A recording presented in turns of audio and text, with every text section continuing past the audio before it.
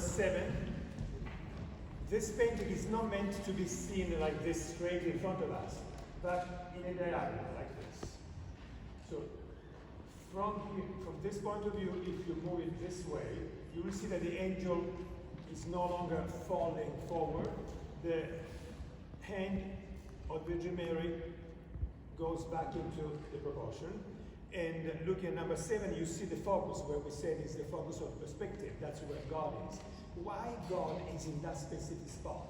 There is mountains there. There is a smaller mountain and a bigger mountain. Why is God is not a big mountain, but a small mountain?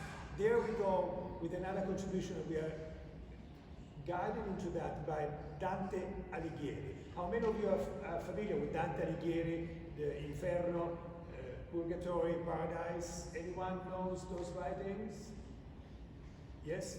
Now, when Dante goes into paradise, he sees these magnificent spheres and light, and he thinks big spheres, that's where God is. But Beatrice is accompanying him during this trip, tells him, no, God is, you see that little light down there, that little sphere down there, that's where God is. And this is a surprise, why God is not a big. And let's think this way. This is the world where we live. This page, like a cartoon, 2 dimensions, not 3 dimensions. If this is the world where we live in 2 dimensions, and you have a sphere, which is the other dimension, we are in a 3-dimensional world, so it will be the 4th dimension. To make it simple, we go to the 2 dimensions. 2 dimensions, you have a sphere that goes into our world, 2-dimensional world. When the sphere hits the 2-dimensional world, you have a dot. It's a sphere. The beginning of the sphere hits the world, so you see only a dot.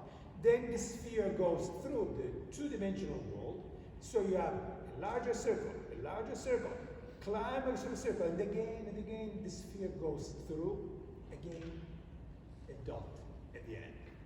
So the dimension that we cannot grasp, the dimension of God, the dimension of the creation, whatever existed before us, after us, for us will be the 4th dimension.